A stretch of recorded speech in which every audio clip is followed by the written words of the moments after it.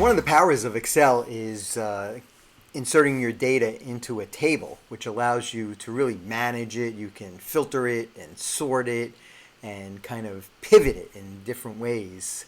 We're going to look at pivot tables later on, but here's the basic idea of how an Excel table will really improve your spreadsheet. One of the things about Excel is that you can convert your data into a table. So when you have a table, basically it's taking a range of information and making a table out of it. But the table allows you then to do a lot more kind of database functions. So one of the things you can do is sort through the data. And that would be, let me see if I can ask someone, we'll work our way backwards. How about Alejandra? Why would I want to sort through my data? So that it's organized in the way that you want it to be. Okay, so you may want to organize it by a certain field, right? So let's see all the people who have purchased in the last year. And then you can see the purchase dates, who purchased most recently, or you could see the people who purchased the most, your best customers, right? So you can see the people who have like the largest, spending in your account or whatever.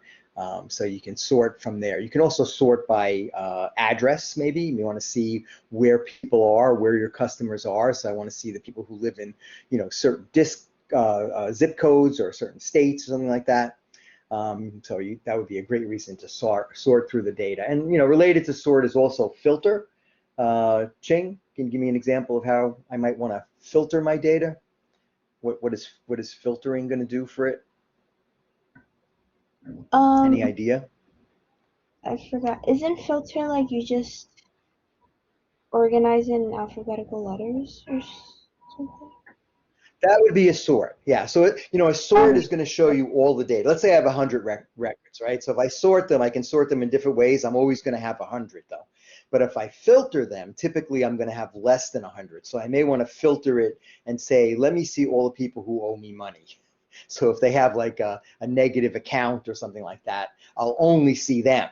So I may only see 5 people who owe me money out of the 100.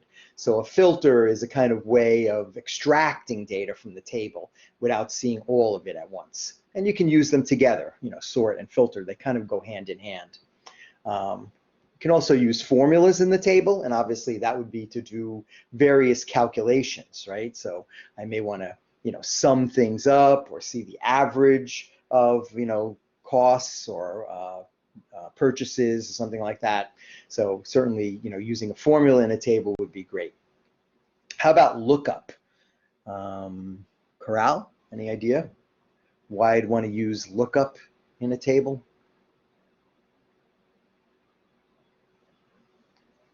So how about Joanna? Any idea? I mean, it seems kind of simple, right? So yeah, if you just want to look something up, I guess, like a faster way. Yeah. Right? Yeah, certainly. I mean, it's one of the things about I like the formula names. They'll have these logical names. I want to look something up. Absolutely. Someone may call and say, you know what, I want to reorder something.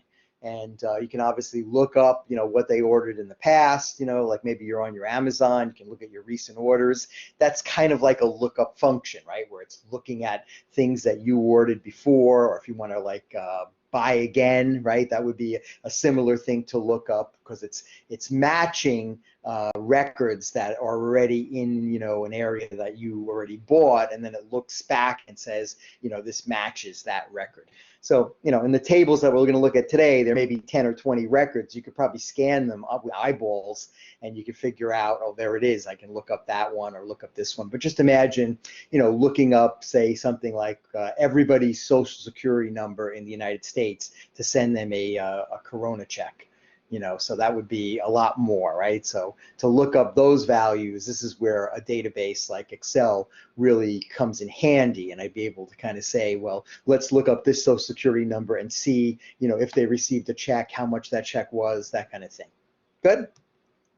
So I can also summarize the data in there, and that might be a way to, kind of add certain things. Let's say, again, I looked at all the people who owed me money, then I could summarize that and say, how much money am I owed altogether? to do like a sum of all the people who owe me, or an average of who owes me, so those kind of things. And then validating the table data is actually for people who enter data in a table. So you can set up various rules so that people don't make mistakes, because a lot of times they make mistakes. You have a job entering data, you're entering addresses all day, looking at forms that people send in through email or whatever. If it doesn't go in automatically, or you're on the phone with someone, you're entering data, something like that. Data validation is a way to make sure that those errors are reduced.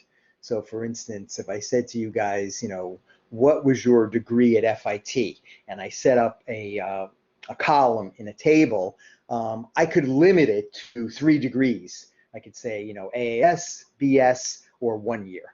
And if you tried to put something in like, MBA, it would just say, this is not applicable. You can't, it's an error. You can't put that. You have to choose from these 3. So that would be a way to kind of, validate the table data. So in essence, that's what we're going to look at today. I guess the best thing to do at this point really would be to just go right to the assignment, and we'll work our way through there. So anybody have any comments or questions before we leave out of this? And I'm going to just share with you my screen again so we can see Excel.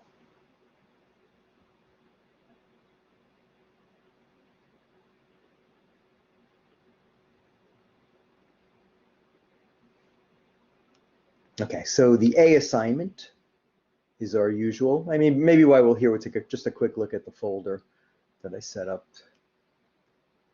Take a quick look at that. So here it is, week 4, Excel 5. And you have a key terms, which is always good to make sure you're understanding the main concepts. So you can certainly download that. Here's what it looks like. So these are all the learning objectives from today's thing. Hopefully we'll visit all these in the project. Formatting arranges a table, table headers, data entry, messages like you got that wrong, you have to put in the right data, sort and filter, cleaning up data, things like I have a huge database, I need to get rid of the duplicates, I need to get rid of any customers who haven't, say, purchased in 10 years. Maybe they're gone or whatever, right? Or they went to another provider or something. Adding table rows and columns, very easy to do in a table. You just have to click in the blank area below the last row or column, and then you can add a new column or row. Structured references and formulas. So instead of saying something like A1 plus B1, what happens with a structured reference is that you actually use the field names. So it might say something like cost minus revenue equals profit, right? So you can actually use those terms instead of, the cryptic kind of A1 plus B1, right? And then the lookups, again, really useful when you have a very large amount of data. Various functions that you can do to summarize the data and figure out, totals or numbers in there. Advanced sorts, you can do multi-level sorts where you maybe sort by one criteria and then by another. So you could do something like, let me sort first by state and then by zip code. So I'll see all the people in New York, and then I'll see all the people in various zip codes from there. And then printing it, I want to show you 2 things here. One is how to print, obviously, and then how to repeat the row and column headings. Again, if you have thousands of entries or records, you want to make sure that the column names and the row names print on every page. So you can see, you don't want to just see, the data, you want to see the actual headers. And then match is a simple function. It's similar to lookup. It's actually related to a lookup function. I should have put up there, where you can match some exact data in there. So if I want to find someone's exact social security number and pull their record, I can use the match function. It's similar to lookup, actually. Okay, so that's that. And what else do we have in there that might be interesting to look at? Let me just get out of this.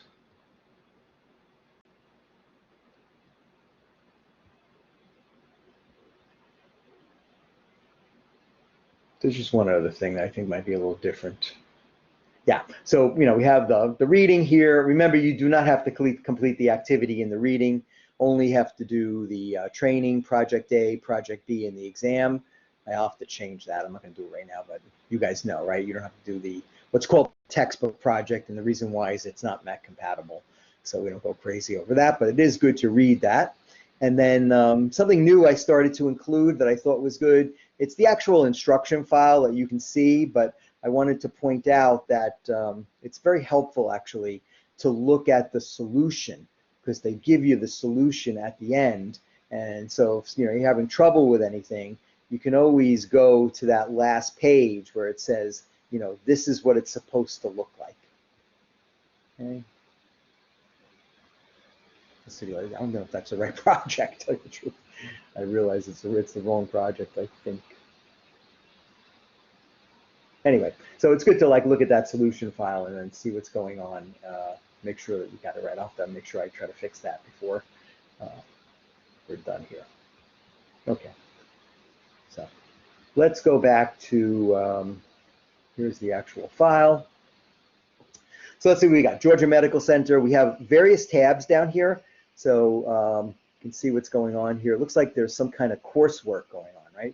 Training courses, medical kind of continuing education courses. So somewhat appropriate. And you can see that these tables are here. You have a table when you see this header row and it's got this filter kind of sort arrow. So that's called the header row. And when you see that kind of pull down list that allows you to do sorts, then you know that you're dealing with a table instead of just a range of data.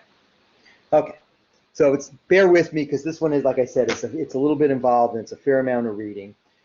So the first thing that your supervisor wants to do is sort and filter the data on the employees. And we want to format this range. And you can see that this range is not a table yet. It is just a range because you don't see those filter things. So what I'm going to do is just select all the data. Okay, so make sure you select your data first. And then I'm going to go to Insert Table. And that will create a table for us here. So Insert Table. And you can see that it picks the range, right? So A3 is the topmost left, and G43 is the bottommost right cell. So it includes everything in between there. My table has headers. That's this. So this row is the one that's critical. That it needs to know that this row is a header row. So you want to make sure that that is checked, and say OK. And you'll see right away it creates our sort and filter lists here. And then they're asking for a table style of line number 9, which you can get right here. Okay, and I just remember that I think it's this one here. Yeah. Okay, so it slightly changes it, but there we go. We've done the first step. First step is always the longest one, right? So now in training courses, he offers 2 sessions. Professor, right? can I ask a question? Yes. Yes, please. How did you change the color? I change the color by looking at, so when the table is selected, you can see your table tab is selected here, and then in there are the styles. So they asked for the style called line light number 9. So I just pull down the styles, and kind of when you hover over them, you get the tooltip there. So that's the one that they're asking for. Now, of course, you could, take it to the next level and actually define your own table style, add your own color palette that matches your corporate branding, color scheme, all kinds of stuff like that. But, these are just the built-in ones that are, fairly easy to use. And I think what you want to do and what they do in this exercise is that all the tables look the same. So you don't have like one blue table or one dark green table or one light green table, one banded table and one not. They all kind of look the same. Maybe sometimes they do actually have a banded one, just so they're easy to read. So does that make sense? So remember, just the idea that, I don't see my table tab here, but when I click anywhere in the table, it appears, and that allows me to do various things to the table, including color schemes and styles and things. Okay, so you'll notice that if I come over here, I could actually change this to 3, right, session 3. and it lets me do that, right? So what we want to do is we want to tell it that there are no session 3s, right? So what we're going to do is a data validation here, where we let it know that the only entries that we want are either 1 or 2. Okay, so for all cells in the session column, create an in-cell drop-down data validation rule that accepts only the entries from a list. Okay, so what we're going to do first is select the entire column. If you notice, if I just hover right over it like that, I get the down arrow, and that'll select the entire column for me. I can also do it on the rows on the left there. So when I select it, then I'm going to go to Data. Here's the Data tab. Okay. So when I'm in the Data tab, I'm going to go to Data Tools, and here's Data Validation. So you can see there are various things I can do in here. The first one is the one that we want, Data Validation. Okay, so it's asking me, well, that's the error alert. Let's go to the first one first. So it's Wait, asking Professor, me, right now it's sorry. any value. Yes. Oh, sorry. Do you click Analysis Tools, or where did you click before to get to this part? I'm clicking on Data first. Yeah. And then in the Data Tools group, it's Data Validation. Okay. Oh, so and I then guess I Data just don't have- Validation again. You might be using a different version. I saw some people already, commenting about this. Make sure that you are using the full version that you can download from FIT. Remember, FIT already paid for you guys to have the full version of Office. If you use the web version, it may not have some of these features. I actually But just found all it. you have to do, yeah, okay, Yeah, okay. okay. If anybody has trouble with it, there's a video somewhere in there that shows you. You just got to go to the IT website and you can download it. Okay, yeah. So that's what it is. You don't realize it until you need it, that you don't have some of the bells and whistles that the full version has. So data validation, and you can see the default is any value, so I could type anything in there, but we don't want to do that. We want to make it a list, okay? And the list that we want is going to be the numbers 1 and 2, okay? So that's all we want, and just separate them by commas. So that'll tell you that's the only thing that you can include in there, and when you say okay, then it should only let you do that. Okay, so we're also going to put in an input message, and they're asking you to say enter the number of sessions. Well, I'll do it exactly the way they say it, so I don't get marked wrong, right, by the software.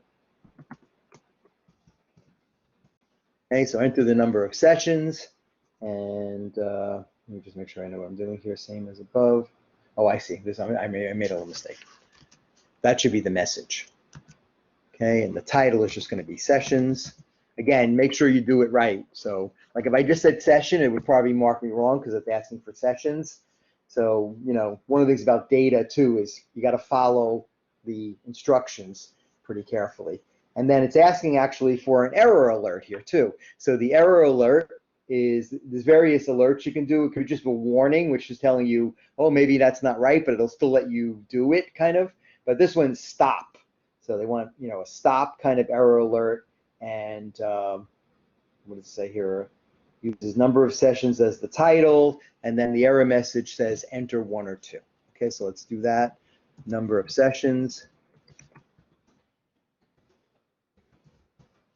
And then the error message says enter 1 or 2. Okay, so just imagine, like, your job is data entry. This is very helpful because when you put the wrong message in, it kind of directs you what you should really do. So here's our little message now. Sessions, enter the number of sessions. And you can see from the list, the list is here. When you click on this, see I only have 1 or 2. So I can actually use that to enter the data now. If I have a new record or something like that, I can just pull this down and say, these are my only choices. And if I try to enter something else, like 5, then that's where I get my error message here, which says enter 1 or 2. Good. So that is data validation in a nutshell. So it's kind of like a gatekeeper, right, that limits you and says, you can only do this, you can't do that. Makes your life actually a little bit easier when it's set up correctly. And just imagine, again, you might be setting this up for your employees in the future, for your company, and you want people to just, limit their entries to certain things. So, you can pre-program it like that. So this way, no matter who's working for you, they're only capable of entering certain things. Good? Makes sense to everybody? All right, so let's go to the next step here. Justin receives a request from another employee who wants to take a training course and wants to delete duplicate records from the table. Add or remove duplicate records as follows. So, I mean, again, it would be hard to kind of find the duplicate record in here, but there is one. Okay, and there's no reason to have two of the same record in there. A lot of times, the data needs to be cleaned. Someone entered in another one, or somebody just, was on the website twice, they applied twice, whatever they got in there. So what we're going to do is make sure that you're actually in the table somewhere. So I have a selection in the table, and then to find and remove the duplicate employee, we're going to go again to data, and there it is, same place, data tools, remove duplicates. And you can find duplicates based on all these things here, and we want to find the one that's employee number, so employee ID. So if you just click this, it should actually deselect. There we go. So deselect all of them, and we just want that one, employee ID. So say OK, and see one duplicate was found and removed. There are 39 unique records that remain. So basically, we've just done the laundry and cleaned the data. And again, if you have a database of thousands and thousands of entries, you're probably going to find more duplicate errors in there. Okay, so back in data tools there for the same thing. Okay, so now add a new record at the end of the table. So this is very easy to do. All you have to do is just click at the end of the table, and once you start typing the new record, and again, bear with me because I have to type it here. So it's the employee ID number, and then I hit tab. And you can see it immediately adds a new row. So it's very easy to do that. And then I'm just using tab to put it, the other name in there. It's Amy Fuller. She's interested in nursing. The course is business writing. It actually knows it's autocomplete because business writing is somewhere in there. So that saves time a little bit. Here's my 1-2 drop down, and she's going to get a 2. And then hit tab again. It's a 3-hour course, and hit tab, and she is not approved, actually, right? So again, that was one where there was a list there. She either yes or no has to go into this column. Okay. Okay. So the table is currently sorted by course name. Okay. So if you look here, you can see how it's sorted, right? All the business writing courses, all the conflict communication sources. So we can obviously sort it by employee names, employee numbers. So this is just the ways that we can kind of pivot the table and kind of look at it in different ways. Look at names or numbers or departments or whatever. Right now we're looking at it by courses. So what we want to do is sort it by employee ID. So here is our little sort arrow here. And of course, it makes sense. We can sort it either alphabetically, ascending or descending. So we're going to click on that. We're going to go with ascending, and bingo, it just did it. Okay, so if you look now, you can see that these numbers are all ascending. Okay, they're getting higher and higher as you go down, and you'll notice that now the courses are not sorted anymore. So obviously, it keeps the record of the row together. So Carol Ferrin is going to still be nursing, business writing, and her employee ID is the same. But we basically just sorted it based on the employee IDs. And you can see now that this one changes a little bit. Instead of it just being a pull down arrow, it's telling us that we made a sort based on this column ascending. Good? Make sense to everybody? So basically, just a different way of kind of looking at the table. We can, kind of examine it or analyze it in different ways. And now we know that it is sorted by this little sort indicator here. Okay, the next thing is to apply a table style option to bold the employee IDs. So just like we have a kind of header row over here, a lot of times if this is the critical row to look at, we may want to make it kind of stand out a little bit. So again, click in the table, get your table header there, and then go to actually, it's a little weird here. I want to make sure I know what I'm doing before. Table style options is what we're looking for. Table style options. Here we go. And we want to have a first column. Okay, so you can see we have a header row already. We have banded rows. I don't know, they don't look that banded, but I guess it's this style, just doesn't really show up. But watch what happens when I do the first column. Okay, so all these get bolded and it just makes them a little bit easier to read. Okay, built right into this options. Later we'll do a total row, I think. So we did that. Justin has a request from employee. He contacts the department manager for approval so that the employee can attend the course. He wants to print a list of employees who have not been approved. Okay, so here's a filter. So when we sorted it, we still had the 39 records. But now we want to see the people who are approved or not approved. Okay, so that would be a filter where we're leaving some people out and putting some people in. So what we're going to do is actually, in this case, we're going to move them over to a separate table. Instead of just filtering here, we're going to actually set up a separate table and pull out the filtered records into a separate table. So we don't actually change this table at all, which just makes sense, right? It's just another way to look at it. So, so in cell I4, where we are now, we're going to enter no, I guess, for approval, right? So those people are not approved as the value to use as a filtering. And actually, I'm going to do it just the way they say, which is a small o, just to be really careful. Okay, so now we're going to do that advanced filter by highlighting a cell in the table again, and we're going to go back to our friend data. Okay, obviously lots of data here going on. Sort and filter. So here's the sort and filter group, and you can see we have our sort and filter commands over here. So we're going to go to filter, and actually no, this one is going to be an advanced filter. I'm going to use this advanced filter. So here it is, copy to another location. Okay, so here's the list range. It's still our selection of A3 to G43, and we're going to copy to another location, and they ask you to set the criteria that we're going to filter, and the criteria is this right here, whether it's approved or not. So let's click in here first, and then we're just going to highlight these two guys so it knows what we're doing here. And then we're going to copy it to the range I6. Okay, so I6, and say OK. Didn't like that for some reason. Hang on a second. I made some kind of little glitch. Let me try it again. So, advanced filter. Let's see what I did wrong here. Copy to another location. Criteria range is going to be I3 to I4. Let me just enter it this time. Maybe that'll do it.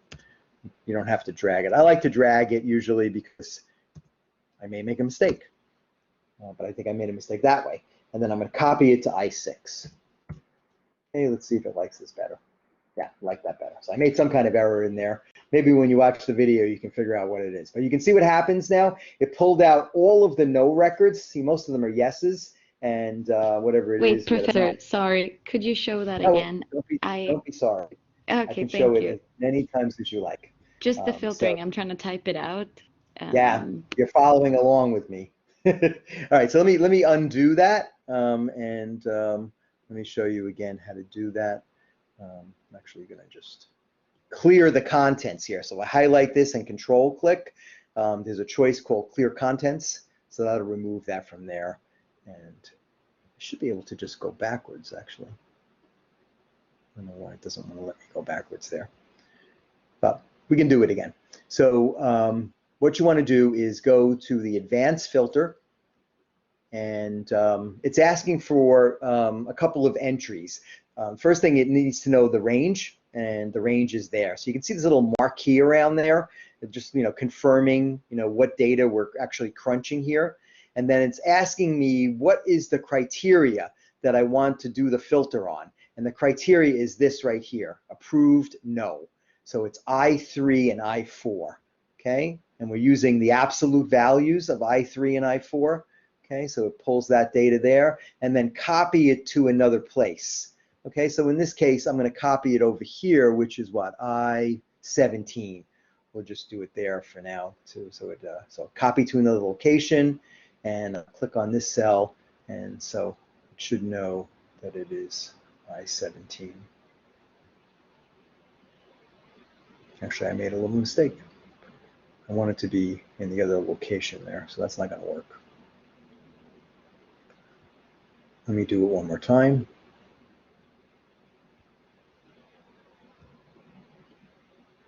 Hopefully it'll work this time. So everything else is the same, right? And when we click on this cell, it should give us I-17 there. Okay, and now it should work. Okay? Does that make sense? Yes, makes sense. But you're not supposed to have two tables, right? No, Are we? no, you're not supposed to have two. Yeah. I just did two because you wanted to see it again. I don't know why, for Perfect. some reason, it won't let me delete this. I don't know why it won't let me go backwards. Mhm. It just seems to be locked up on itself. But yeah, only one. It's obviously Okay. the same exact table. Good. Okay. Okay, so now let's go to the next step, which is, let me just make sure we did that. Okay. So it says resize the columns. Copy the result. Resize the columns I to O for the best fit. So there's all kinds of ways to do this. This is just the way that I did it. So first of all, you select the columns that you want to resize, I to O, and then I went home. And if you go to format cells, there is a format, and then you can say auto fit column width. Okay, because that's what we want, auto fit column width. And you can see it opened up so that we could read these in there, you know, basically opened up so that everything fits in there, auto fit. And I think when I did that, it, you know, it liked the way I did it, so it graded me correctly on it. Good. Professor, So now, yes. you clicked format as table. Where did I do that? No, I didn't do that here. For this one, I did format under cells, right? And then format, and then auto fit column width. Is that under data? Or which? It's under, no, it's on the home tab. Home tab first. You know, make sure that your data is, your mouse is actually in somewhere in the data there. I actually highlighted first the row headings, right, the columns, and then go to home, and then here under cells, format. You should have ways to set up exact dimensions for the row height and column width. So in this case, it was auto fit column width, which did it for us. Good? So that everything fits in there nicely. Now we're ready to move to the next plateau, which is we're going to change to the continuing education tab. So this already includes a filtered table. So how do you know? You can see it's filtered. It's got this little funnel thing over here. Let me see if I can just make this a little larger for you. Okay, so that tells us that the table has been filtered, which lets us know there's missing records. See this over here, 11, 14, and it jumps right to 30. So we know that there are records that are not being shown here. We're only looking at certain records, and you may want to like go back and show all the records. So we can clear the filter. Okay, so we're going to click on the filtered one over here, and then one of the choices is clear filter. And once we clear that filter, you can see everybody comes back now. You can see all the rows are neatly ascending. There's nothing missing anymore, and we basically remove the filter so we can see everybody who's there now. Good? That makes sense? Back to lime green. Okay, you can see that this table looks different. So just to make it look the same, remember, click in the table, go to the table tab. Here's our table styles. When I hover over them, I get a pull down arrow. Pull that down, and here's our lime light number 9, which looks like the other table. Okay, so it looks nice and uniform then, more professional. Everything looks the same. Good. He notices that no one has enrolled in session 2 of holistic nursing. So he wants to remove that record. And it's pretty easy to do. What you want to do basically is delete some rows. So session 2, which is 6755. So it's this guy right here. See, no one has enrolled. So I'm just going to click in this row here, and then same thing, home, cells, delete, and I want to delete, in this case, the row, right, the entire row. So delete sheet rows. Now, the interesting thing about this, I don't know if I showed you this before, but imagine there was data here somewhere else. You wouldn't want to delete this data, right? So if you delete this entire row 29, in a normal way, like just selecting the row and hitting delete, you'd be deleting all this too. And that might be other critical data. So remember, we just want to delete the rows from this actual selected thing here. So I'm going to click on that. Okay, you don't see it there, but if there was other data here, it wouldn't have been deleted. We only deleted that row from the table. Good? Wait, can you do Makes that one more sense? time? Sure. For some reason, I'm able to undo it again now, right? So I got that undone. And the trick here is, let's just see if this works. Let's say over here, I type something, right? It's got some other data out there. And now I select this, but, oh, wait, no, I made a mistake. I shouldn't try to. What I want to do is I only want to delete the data that's there. So let me just go back to this. So I highlight it, and then I go to the Home tab, and we go to our cells group again, delete, and we want to delete the sheet rows. So row 29, goodbye. And of course, what happens is the row below it, anything below it, comes up to fill it. So 29 is still there, but the data is gone. Good? Okay, so let's see what the next thing is here now. They charge a fee to cover the cost of hiring medical experts to teach the courses. So Justin wants to display the total amount charged for each course in all courses. So it sounds like he wants a total row, right? He wants a total row. So insert a new column to the right of open seats. That would be this right here. Now, how do you insert a new column? Remember, if you just click there, and once you start typing something, it'll automatically add it to the table. So it's going to be total charged. And once I enter it, watch what happens. Bingo. So I get the whole, header row, header column added there, and then it's got the filter arrow already for you to use.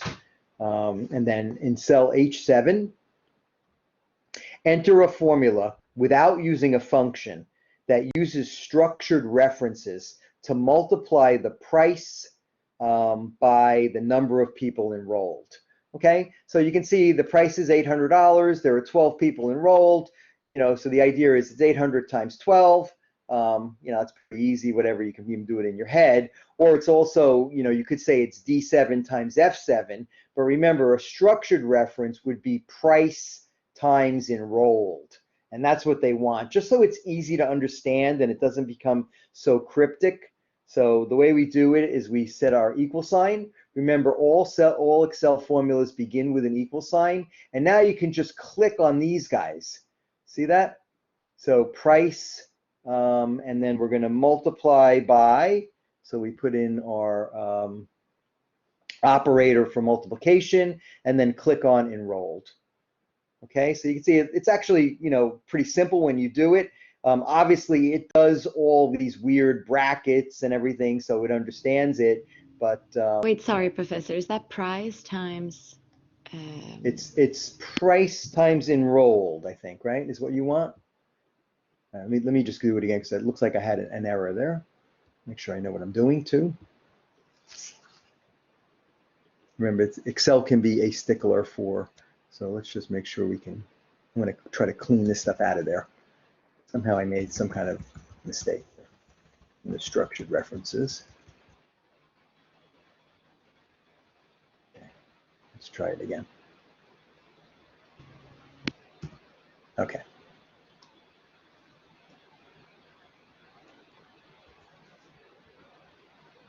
So what I want to do is pull down. Let me just make sure. You should be able to. You can type this actually, but we want to make sure that I want Excel to enter it for me. Okay, so there it is.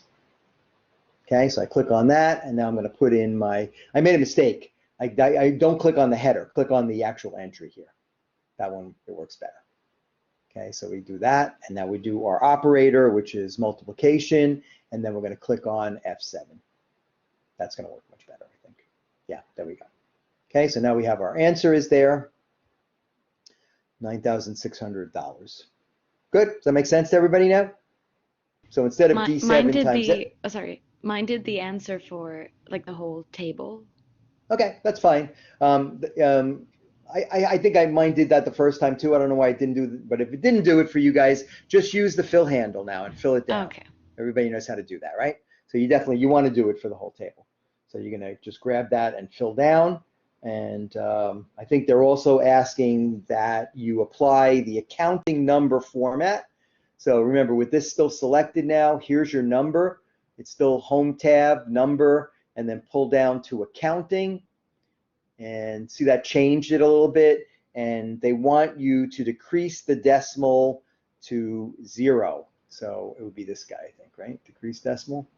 And there you go. Okay, Sorry, just where a was little the different. accounting? Under home? It's under home, and then the number group. You should see a list that says either number or general, and then you'll see when you pull down that list arrow, you'll see accounting is there. Okay, so you pull up accounting, and then also use the decreased decimal to get rid of the cents. Even though there are no cents, it just makes it look weirder when you start seeing, 9,600 and then decimal 00. It looks more expensive.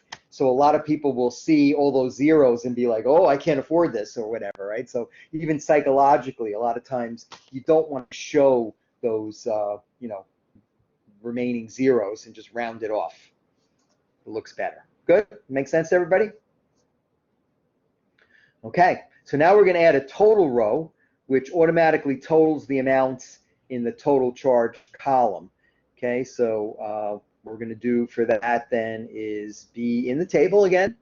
Here's our table command and table style options. There's the total row. Click on that, and like magic, it totals that up so we have a total for all of our charges there. Good. Next thing, we want to display the count of the continuing education courses. So if you go to cell B29, okay, B29, which is this, right, session.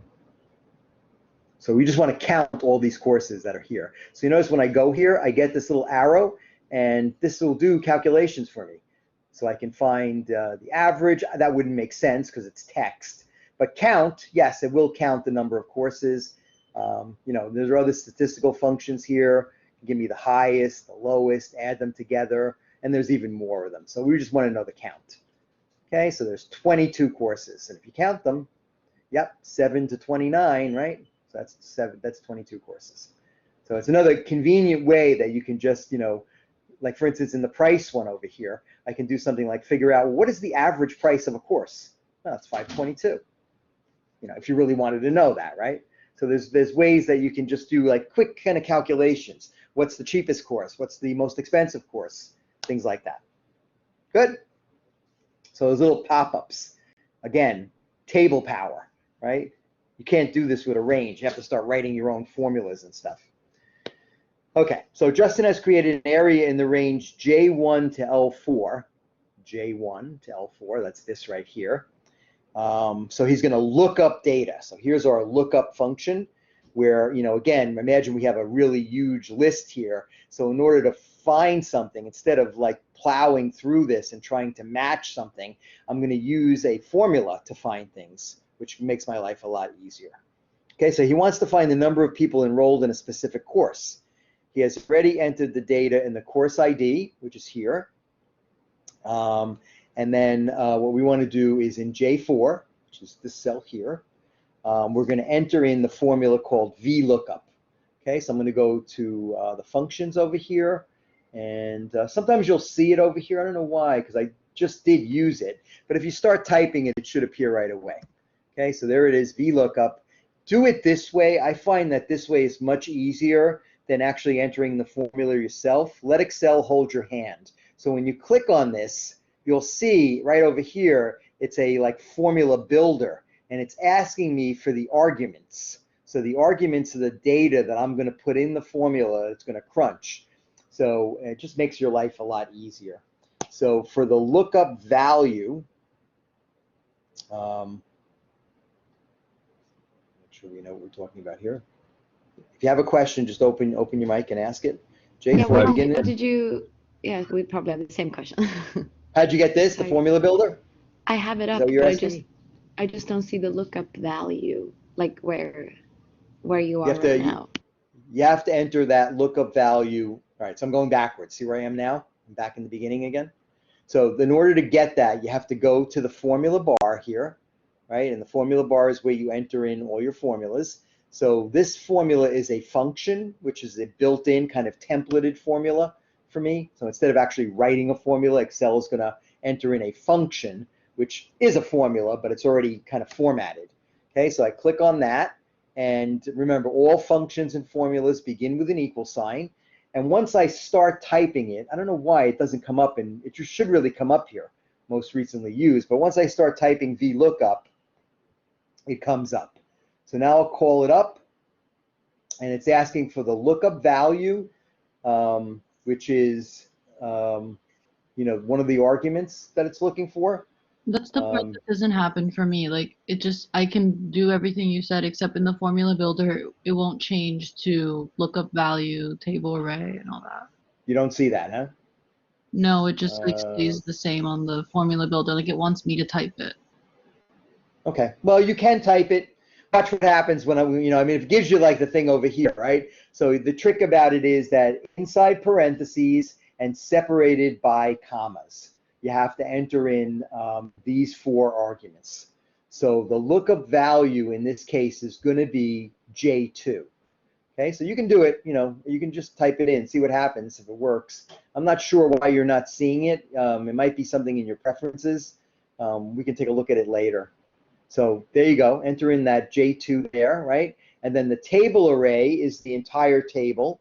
So you can click on the range here, make sure that it knows the entire table that you're looking for. Okay, so courses, it knows the name of the table. Is that the headers too? When selecting the Yeah, entire I included table? the headers. I included the headers, absolutely. It won't give you a wrong answer with that. It just needs to know the entire table, I think. Okay, so courses is the table, and then here's the one that it's really going to look up. The value is in column 6 that we're looking for, right? So 1, 2, 3, 4, 5, 6. We want to find enrolled, right? So that's the index number that we're looking for, column 6. So I'm just going to enter a 6 in there, okay? And then this thing here, the range lookup, is a logical thing. If you say true, it'll find something that's close to it. I don't know, I've never really used that. For the most part, you always want the exact match, so I'm going to say false. Okay, so that's what the formula should look like. If you didn't get the formula builder, it should be equals vlookup, then open parens, J2, courses, open bracket, number sign, all, close bracket, and then comma 6, comma false. So in courses, is the total included? Or? Yeah, you can include the total. Yeah, it shouldn't upset. So like I didn't do that the first time, and now it's not letting me include the total. It says courses in red, like on yours. Should I just leave it, or? Yeah, should be fine. Should be fine. See what happens if you go to the next step. See if you get the correct answer, which is 21.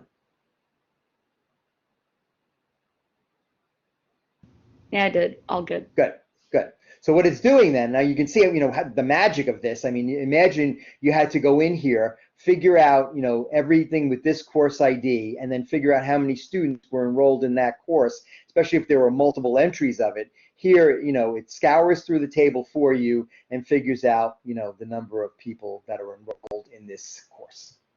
Good? So let me say that, this is something that you have to be able to wrap your head around, and, just following along with me might be a little hypnotizing. I think looking at it again after class and kind of doing it yourself is really where you're going to have that aha moment. But, understand the logic that's involved here. What's happening is you're looking up a certain value, which is this, in this table, which is the total table array, which is this.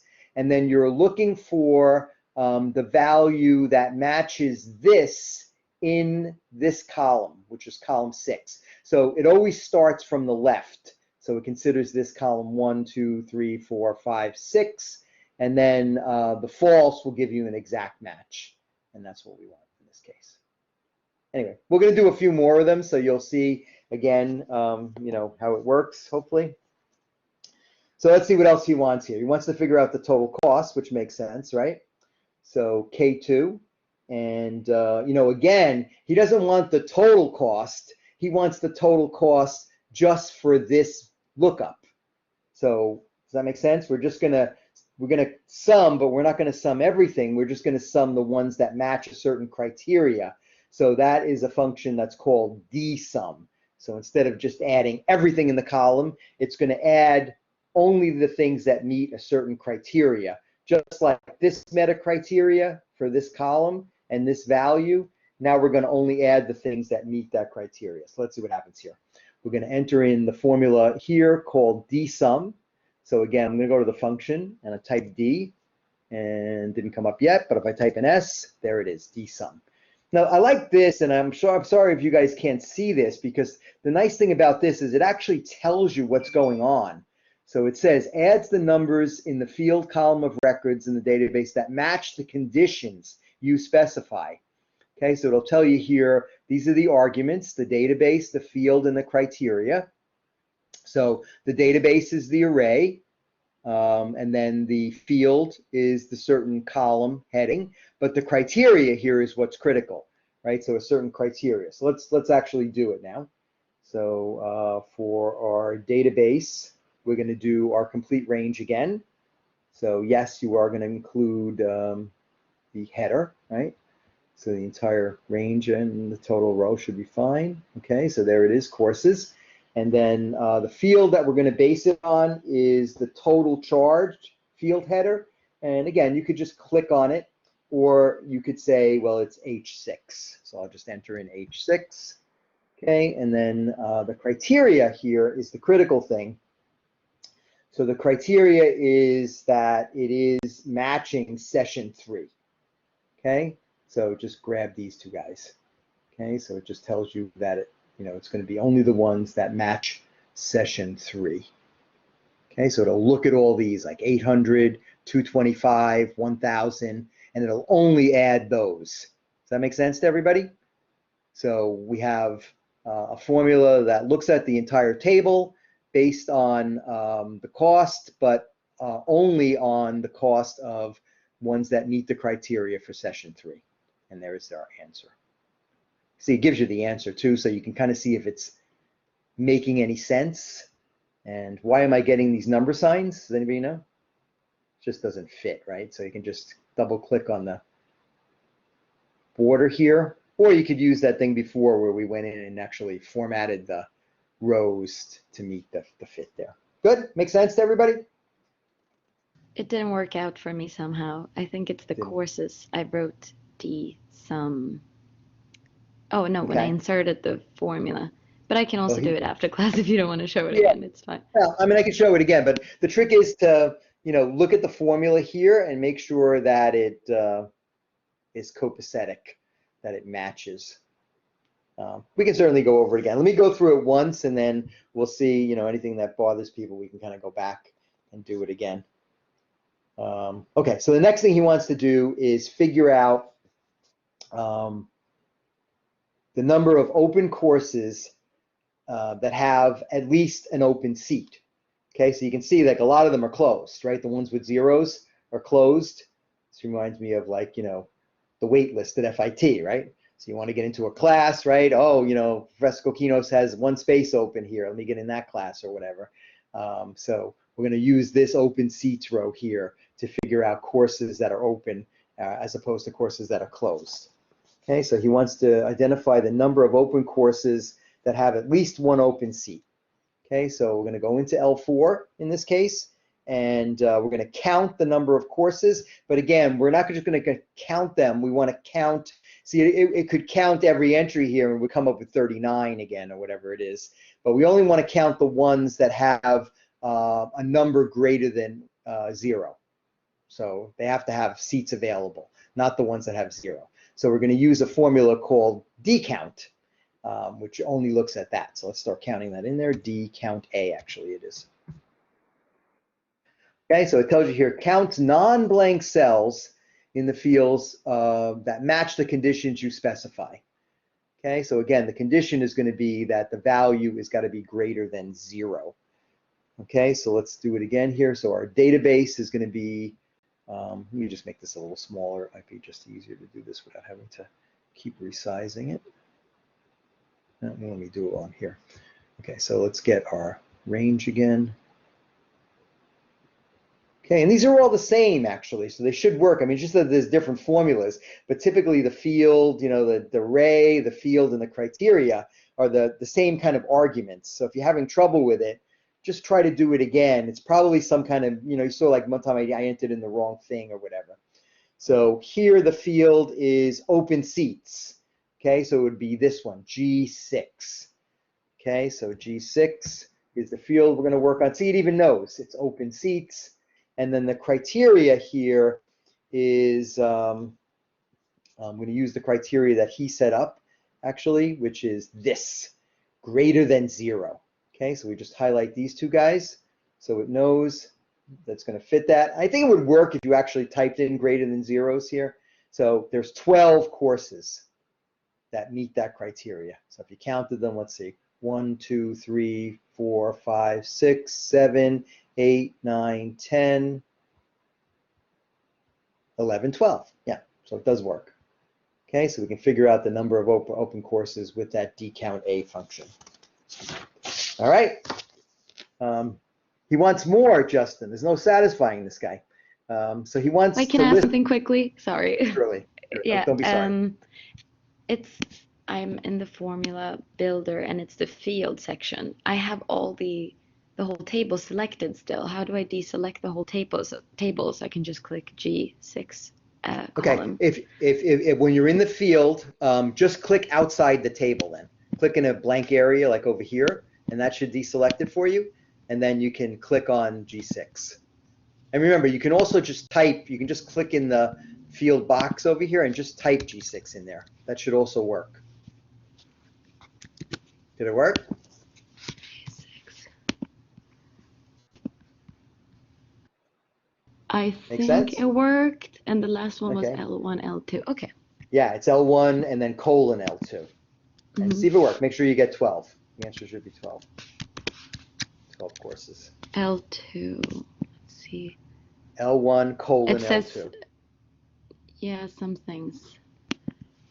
You didn't get the 12. It's giving you some kind of error message. It says results ... So G6. Trying to look courses. It looks identical to yours, so don't know. Let's see. Maybe you just have to backtrack it. So, like I said, don't be upset to have to do it again. When I first started working with this, like I said, you have to kind of wrap your head around the concept, and I think just doing it a couple of times will give you the aha moment of how it works. Okay, and we can go over it again. Let me go through the whole thing first, just to make sure that we get through it, and then if you want to ask questions about a specific operation, we can start from scratch and just do that operation. I think most of them are pretty exclusive. Okay, so now he wants to figure out courses that are priced above $500. Okay, so we're going to use a number filter here. Obviously, we can see the price of the courses are here, right? Some of them are below 500, some of them are above 500. We want to filter it so we can just see the ones that are above 500. So we're going to do a filter in the price column. Okay, so we pull down the filter, and you can see the filters are here. So there's all these different filter kind of criteria, and we're going to pick greater than. Okay, greater than, and it's 500. Okay, so it's pretty easy to do, right? It automatically does it, and you can see only the courses now that are above 500 are listed. If you look at the row headings here, you can also tell that it's been filtered because you see, jumps in the numbers, or you can look at this to see that it's been filtered. And remember, if you want to go back, you can just clear that filter. Okay, and that brings back everything. So again, your boss asks you, let me see all the courses that are above 500, and you say, Justin, let me do that for you really easy here. I'm just going to go and do an advanced filter. I'm going to go to greater than and then type in my criteria here of 500, and bingo, it automatically filters the courses above 500. Now we're going to sort this filtered data in ascending order by session and then by price. Okay, so an advanced sort. Okay, so you can't just sort it here when you do an advanced sort. You've got to go and consult up here to do an advanced sort because you're going to do 2 levels. So we're going to go to data, okay, and go to our sort and filter group and the sort button. Okay, this is an advanced filter, but we're going to do a sort here. So sort, and here's what you're going to do. Sort by, and pull this down so it tells you what I can sort by. So first I'm going to sort by session, okay, and then I'm going to add another sort, and this sort is then going to be by price. Okay, which is weird because price is not there, which is kind of strange. So what did I do? Did I do something wrong here? Make sure I got this right here. Session by price. It should work. It should work fine. Anyway, let's try it again. So sort by session. There we go. For some reason, I didn't see them all. So this is another thing, like, sometimes like just going backwards one step, instead of saying, like, I hit a wall, I don't see it. What did I do wrong? I got to call the publisher or something, tell them that the thing is wrong. But just go back one step, and a lot of times, it'll kind of massage it and come up correct for you. All right. So first we're going to sort by the session, okay, and then we're going to add another sort, and we're going to sort by the price this time. Okay. So 2 sorts, an advanced sort. I think you need to sort up to 127 different things. So imagine that. So if you look here, we sorted first by session and then by price. Notice the sessions are in order, right? 1, 2, and 3. And then if you look over in the price column, again, session 1 by the lowest price to the highest price, session 2, lowest price to the highest price. Good, makes sense? So that is an advanced sort. Okay, so we're done with that one, and now we're going to go to the all courses, as if we haven't had enough fun yet. So in this one, all courses, Justin wants to identify courses concentrating on the emergency room. Okay, so the first thing he wants to do is apply banded rows so that he can see what's going on. So what we're going to do here is just make sure you're in the table again. Go to your table tab, okay, and then table style options, banded rows. Here we go. Okay, and there you go. You got your banded rows. Every other one is dark or light. This way it's just easier to scan it and read it. And then we're going to filter the all courses table using a custom auto filter to display only courses with the names beginning with ER. So an auto filter is one that's built in again, and kind of like greater than, less than. It's kind of built in already. So let's go to data. This time we're going to click on filter. And we're going to filter the course name. And believe it or not, one of them actually has begins with. Okay, so we go to begins with, and in this case, it's emergency room. So once you start typing ER, there you go. Okay, so it filters only the ER course names right there. Make sense? Clear the filter, Wait, what was they all it called? come back. Begin with? What was it called? Sorry. Well, I'll do it again. Do it again. Just watch. So again, I'm in the table. As long as I'm in the table, it knows I don't have to select the table with this one. And then I go to the table tab, and I'm going to go to data for this one, and it's going to be a built-in filter. So actually, I'm going to do it right here. Okay, so the filter is begins with, just the letters that it begins with. See, some of them begin with ER, so that's what I want to filter. So I type E, and only the, notice ethics came up here too, but I don't want ethics. I want only the emergency ones. So when I type in ER, only the ER ones come up. Make sense? All right. So now prepare the all courses worksheet for printing by using the data in row 6 as the print titles. This is a bad example because it's such a small table, but the idea would be like, imagine this table went down to thousands of entries. I want this header row to print on every page. I don't want to see like page 2 just start with like, you know, Sean Briggs and a number that I have no idea what it means. I want to see this header print on every row. So, you know, it's just a kind of logistical thing that when you print it, you want to see the column headers all the time. So the way you do it is you go to page layout, and then in the page setup, there is a print titles button here.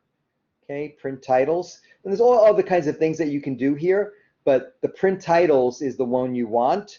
So you want to repeat the row at the top, and it's row 6, I believe, right? So if you just click here and then highlight that row, you should get, yeah, the absolute value of row 6.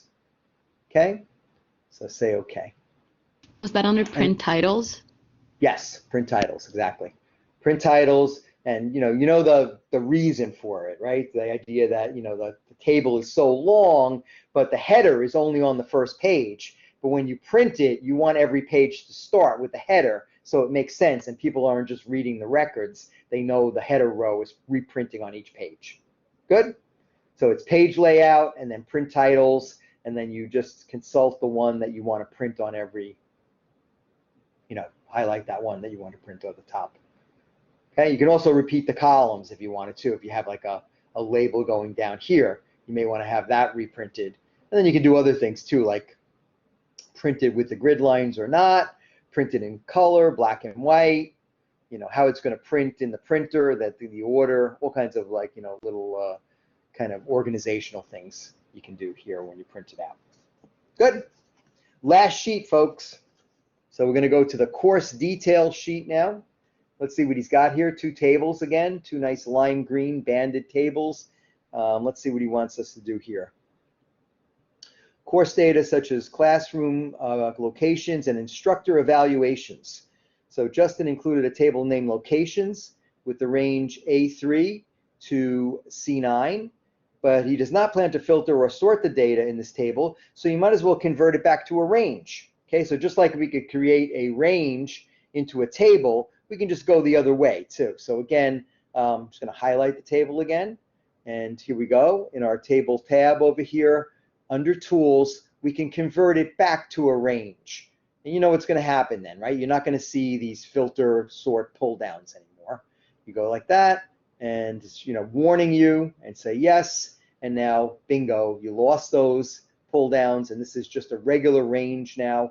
No longer has the table. Notice when I click on it too, I don't get the table tab here. When I click on this guy though, I do get it right away. So I have more power. Professor, do you mind Yes. repeating that, please? Yeah, no problem. So let's see if I can backtrack this one. Okay, so there we are. We're back to.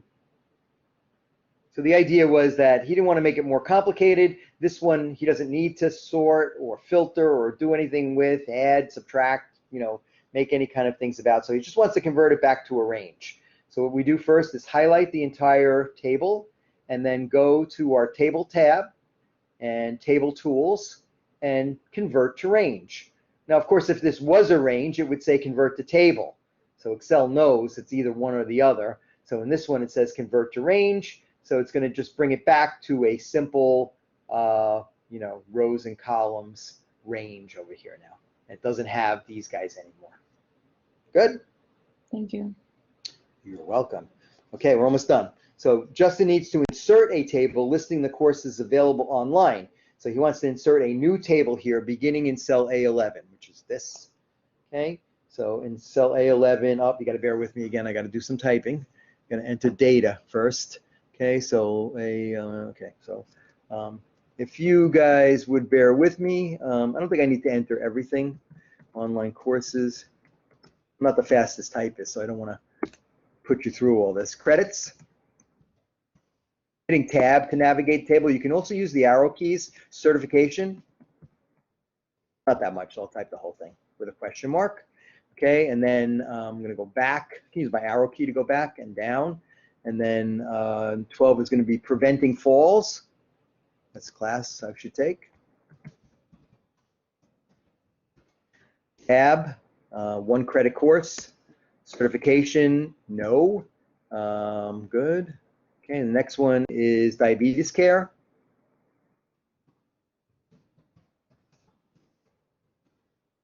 One credit. Certification, yes. And last one is allergies. 1 credit. And then certification on this one is yes again. Okay, so let's see what he's got going on here. We entered the data for the table.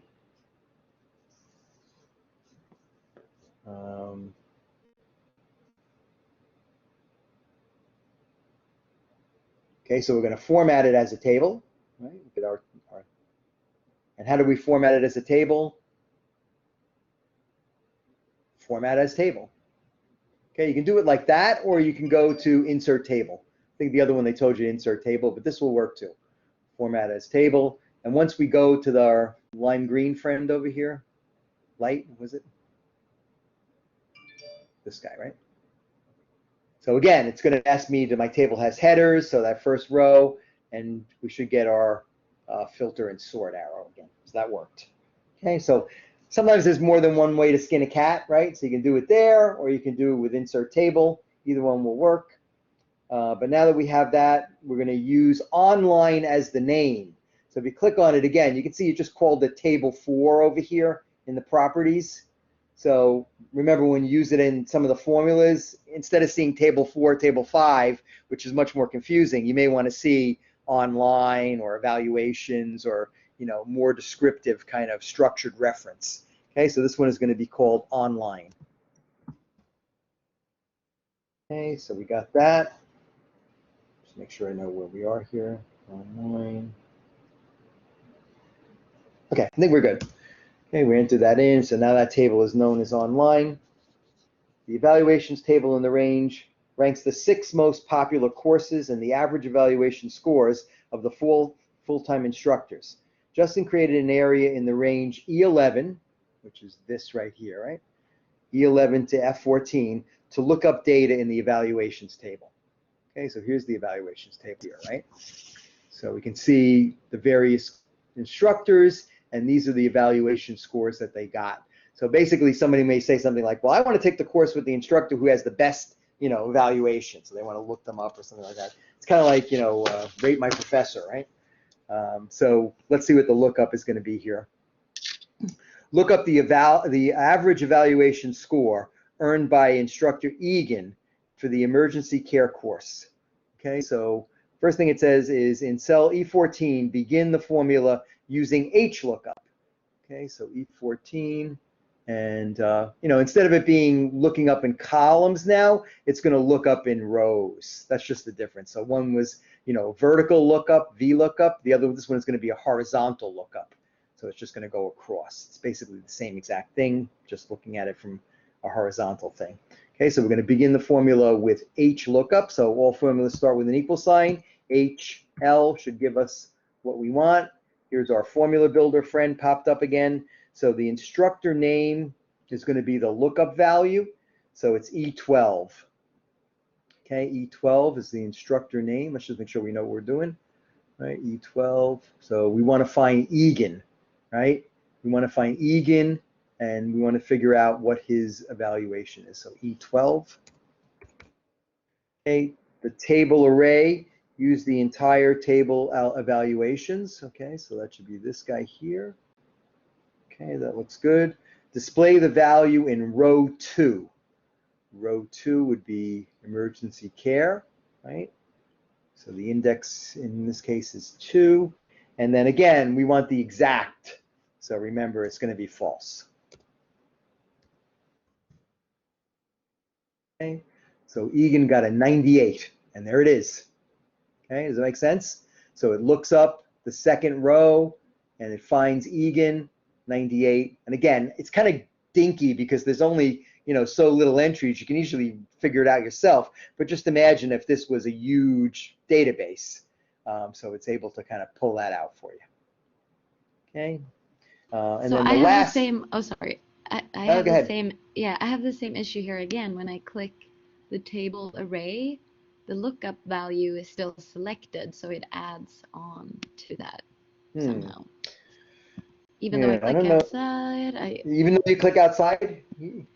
yeah, I did. It says n/a now, like I didn't get the, Not available, not available. oh yeah, I clicked Is, setting. something is not exactly right there. I guess the best way to do it though is, try to enter in everything over here without selecting it, and just wondering. We can do it again. This is the last step. So then we'll see anybody who needs help. We can try to do it again, see what happens, and don't worry about it. I'll get you through it. So what we want to do now is use a function called match. Find the rank and popularity of a course listed in the evaluations table. So rank in popularity. So again, we just want to see, I guess the match, the order here. So the course name is going to be F12. Let me put the function in first. The function is match. There it is. So just another kind of fancy lookup. So the lookup value is going to be F12. Should make sure we know what we're talking about here. F12 is going to be emergency care. And again, like I could click on it, but if you're having trouble, I would say the best thing to do is just type in whatever you can. See, and it knows what it is. So if I clicked on it, it would say emergency care here, but this keeps it simpler, I think. Use the instructor column in the evaluations table as the column to search. Let's see what happens here now. So instructor column, it's going to be E4 to E9, right? E4 to E9. Again, I'm just going to type it in. I think it's more. So E4 colon E9, that's the range. And in this case, the match type, again, just to make it a little more confusing, it has this weird thing where the exact match for this is going to be 0. So you can do 1 for things that are close, but they're greater than, or -1 for things that are close, but they're less than. But in this case, we want to get right on it, so the match is going to be 0. Okay, so enter a 0 in there, and there's 1 result.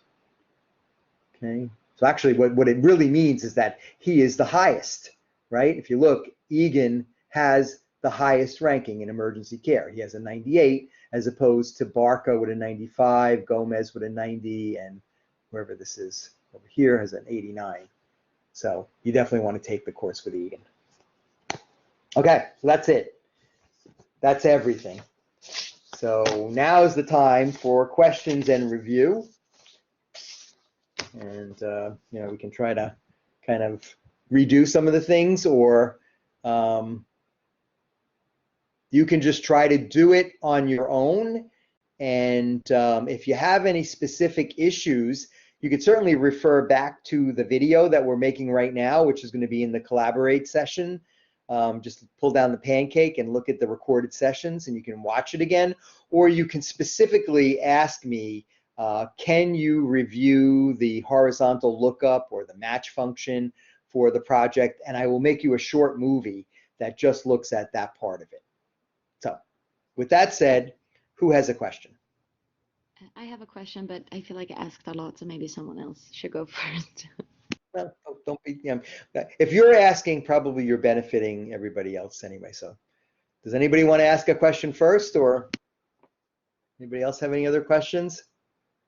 It seems daunting, this one, but like I said, if you just take it slow, take it apart. What I would do too, I think, one of the things that you guys are doing, which is probably, I realize why you're doing it and whatever, you want to get the work done, but it probably would be helpful to, look at the reading first, do the training, all those things kind of really give you a good sense of, the logic of why I'd want to do this and how to do it. And this way, when you approach the actual assignment, you're like, oh, I see what this is about. He wants to figure out, the highest level of courses, or he wants to find, a number that's buried in a table or something like that. So, you're going to get a good sense of why and how to do it.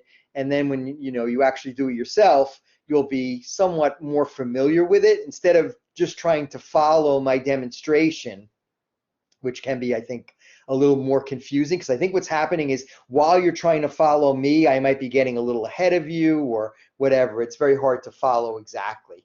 So, for this, my intention really is that you guys would just kind of just watch, and enjoy the show while we run through it, and making sure that it makes sense for you, and not try to really, enter in every little formula that I'm doing so you just can complete the exercise. This way you just take your time, do the training first, do the reading, and then approach each of the assignments. And then it'll be like, oh yeah, I remember when he did that, why he's doing, the advanced filter or whatever. And you can see I had a couple of little glitches myself. And the way I solved them was to just, take a step back, do an undo, go back, read the instructions again, see maybe if there another way to try it or whatever, and eventually it it cooperates and it turns out good. So, any other comments or questions? Professor. Professor. Oh yeah, go ahead. Professor, I Yes. followed along with you and I got an 81. I don't know if that happened to you too when you tried it. Yeah, I got an 81 as well. Okay, well, let me look at that. I'll send me a little message, and I'll look up your SAM score. I didn't get 100. I don't know if I got an 81, but I remember I did not get 100 on it. And when I did it the second time, I was able to improve the grade. I think I still had a 97. So again, it's just that artificial intelligence grading engine. I'll look at your thing, and you should look at it too. Remember, if you look at the last page, you'll see the actual solution file. Remember that? The little solution file. So you can look at that last page and just make sure that, everything looks the same. I think sometimes it might be just, it's grading you wrong on one little, idiosyncrasy or whatever. So I'll correct those grades for you. Professor? Yes. I have a question on the continuing education part. It was the step. Okay. The step after the account, I managed to get a 12, but then after there was a sorting step. Like I think it's the last step on this. Yeah, that was the dual sort, right? Yeah, I didn't. Is that what it was? Yeah, I didn't follow. If you could just show We can it. go over that again, sure. Let me see if I can just take it back to that one. Oh wait, I think it's in continuing education. Yeah, I know. I'm just trying to take it back. Oh, you have to. Okay. Because they're all. Yeah, I'm just undoing those steps. Okay, so that is sorted, right? Let's go back again. All right, so now it's not sorted. Good. So we got the 12, right? I think we should be where you are now, yes, right? got So the there's 12. 12. Yeah. Right. So we want to do an advanced sort here, and what we want to do is have the table. Let me just go back to the instructions on this one, so I can know what's going on. But I'm pretty sure that this one works pretty well.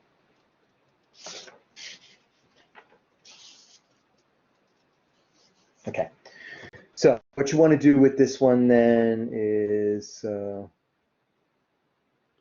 I remember correctly, first it was filtered by price, right? So we filter it by 500 first, right? And then we're going to sort the data first by session. Wait, sorry, was it greater than? Yeah, you want to see the ones that are greater than 500, right? So greater than. You can see that the lowest value I have here is 750. So they're all the ones that are greater than 500. Okay, so then what you want to do is go to the Data tab and Sort and Filter group. Click on Sort. And this is the multi-level sort. Add levels to sort by. So here's where you add the levels. It says this can't be applied to the selected range. Do I need to highlight the whole table before sort? You just need to be in the table. I don't think you need to highlight it. Okay, as long as you're in the table. Okay, so just make sure that your mouse is selecting at least one cell in the table. Okay, so then you go to the sort button and then sort by. The first one is going to be by session, and you can see it lists every one of the table headers. Right, so there they all are. So we can do, any order we want. We're going to start off with session, and then we're going to add another sort by price. Good? And then when we say OK, you should see first the sessions are in ascending order, and then if you look at the next row, the prices for session 1 are in ascending order, the prices for session 2 are in ascending order. Make sense? And if we did it by capacity, then you see, well, this one actually is already done, Chris, 10 to 12. But see, this one would be, in a different order, whatever, depending on. You can continue the sort, obviously. Yeah. Was that the last And step? It was, right, at continuing educations. there's more. There's the banded row. Oh, yeah, you're right. That was the last one. Next one says go to all courses. So that's it. Good. But, don't be a slave to following along with my demonstration. I think that, that could be somewhat detrimental. You're a little bit jumping the gun. What I could do, actually, if you guys, I really don't have a problem with you doing it if that's the way you're comfortable. But I think what we want to do is maybe I would post the training session, because I just opened it up today. I put everything up there. So, if you want to go that way next time for next week, I could put the training session up earlier. So this way you could at least have a look at that first. And this way, when we do the demonstration, you'll be a little more familiar with the operation instead of like, what is he doing? How am I going to follow him? You know what I mean? At least you'll see it in the training too. And it's very similar to what I'm doing. Basically, they walk through it, for you, and then you practice it. So maybe we'll do that next week. Let me tell you, they don't get any easier because, Excel can be a little bit of a stickler. So, this is probably the easiest one, and, it is an advanced class. So they're going to be a little more formidable as we move along. But, I'm here for you guys. And if you need any review, like I said, send me a little message. The way you picked that one out was perfect. You could even say something like, step 16 or something like that. This way I can make you a video of just that step and send it to you. Good? Professor? Yes. I just have one more question for the Please. validation with the source values. Okay. How are you supposed to insert the 1 and the 2? Because it says like allow, and then you have like a list of options. Right. Okay, so let's take a look at that. So what you do is you highlight the, see, I'm using my down arrow over here. So I highlight that session column, and then we want to go to data validation. So click on the table, and sorry, it's right here. Data validation. Okay, so when you pick data validation, the first step, themselves without data validation settings, do you want to extend? I don't know why it's asking that, but let's just see here. Okay, so the setting is list. Okay, so the first thing you got to do is pick that. Allow, so it's looking for these different things. So in other words, if it was, asking for a, text entry or a date, it'll only accept those things. So in this case, it's list, and then down here where it says source, that is the list, and they're comma delimited, which means if I had a list from 1 to 5, it would be 1, 2, 3, 4, 5. Okay, so you just have to kind of manually enter that in once, and it should then give you this drop-down list where those are the lists that I entered. I only have those ones entered. Yeah, so the little report marked me wrong for like this part, for example, but I did it right. Like, okay, I don't doubt it. I don't doubt it. Like I said, if you just send me an email, we have all week, so send me an email. Do the B exercise too. Get a look at that, see how it goes, and then send me a message, and I'll take a look at it for you. Okay. Like I said, I didn't get 100 either. So, and remember, I'm not really sweating those small details. What I'm thinking about is that you guys come away with you understand what data validation is. So I'm not going to go crazy if the software is grading you wrong on a little issue. But as long as you understand how to do it, the concept, the big picture, that's going to be fine. Anybody else have any other comments or questions? I have a last question. I promise it's going to be the last one. Bonus question. Yes. Yeah. So it's under the training sheet where you have. We're there. Where you're. We're there now, right? You have 2 of those employee ID. Oh, so yeah, mine, yeah. I see it's supposed to start at I. So how can I move mine? Mine is on A17, the one you're highlighting now. That's where mine is. So I need to move it up. Yeah. Is there a way Okay. to do that? You should be able to do it, absolutely. I mean, normally in Excel, if you want to move things, what you do is you highlight and then you choose copy or cut, but it won't go until you actually paste it.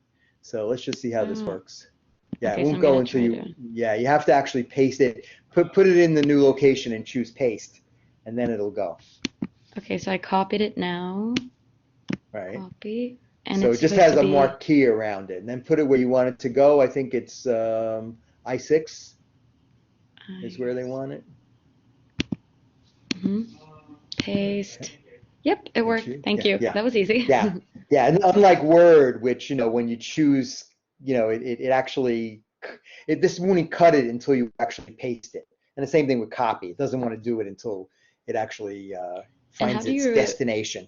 yeah, exactly. How do you Okay, remove those lines? I have the same now as you. that is a good question too. I see those lines are there too. It Yeah, I'm says worried it's clear gonna mark me content. I wrong. think nah, it might. I think it's still the banded thing we're looking at here. So let's see if we can figure it out. See, it won't show me the table. See, if I just got rid of the banded thing, that would probably do it. Try cell styles maybe. So we just want to strip everything off. There it is, normal. See how that worked? So I highlighted the cells and then I went to cell styles and just clicked on normal, Is that which under the home ribbon? it's under home. Yes, it's under home. So highlight your cells first. See, I'm doing it again with this one. So this is a banded table. It's got those green lines. But if I go to cell styles and then pick normal, it's normal too, actually. See, then they just go away. Good? Perfect. Thanks so much. Yeah, you're welcome. And, I mean, just to, you know, not to defend the artificial intelligence grading engine and everything, but one of the things about Excel, and you saw it even in the mistakes that I made, you have to be precise. When you're dealing with Excel, like in a formula, for instance, one little thing is out of place. You have an extra comma or an extra space, and then right away it gives you an error message. So Excel is very precise, and it's communication. So the syntax that you use when you enter in a formula, it wants it in an exact way, and if it doesn't like it, it'll give you an error. And I guess that meticulousness is important when you deal with data. You want to be meticulous. You want to really kind of know what you're doing when you're analyzing the data, because obviously adding a zero or taking away a zero can make a huge difference. And you have to be precise. So in a way, it's kind of checking you. And a lot of times when I'll look really carefully when I'm graded wrong, I figure out, oh, that's why the grading engine is grading me wrong. And it makes sense. I mean, sometimes it's a little bit of a pain, but it does make sense that they're asking for it in a certain way, and if you don't give it in that way, it just grades you wrong. And you can look at your report too, because that's what I look at when you tell me that something is wrong. Look at your report, and a lot of times remember you have 3 attempts, so you could go back in there and you could say to yourself, why did it grade me wrong? And it'll tell you, because you did this or did that, and a lot of times that'll be the clue of what they really want to grade it correctly, and you can master it. Or just let me know, and I'll look at it for you. Because typically what happens is that I'll start getting the same, just like you guys said, we both got 81s, so I'll get this trend right away. And once I figure out what's going on, I'll see, oh, this is happening to the same thing's happening to other people. And I can really go in there and just, fix your grade then. Good? So really great tools, actually. I hope that, you guys understand the power of tools like this when you start to manage data and have large kind of databases of customer information and things like that, and in advertising, marketing, communications, how you can integrate that and really make Excel work for you and not just be like, oh, I got to do all this Excel work. Really, remember, Excel is your friend. Excel is not this pain in the butt, hard to work application, but once you master it, it actually saves time and gives you all these great kind of insights to the data that, really help you to be successful in business. That's what it's all about. So now that you know what it's all about, have fun with the assignment and let me know if you need any help with it.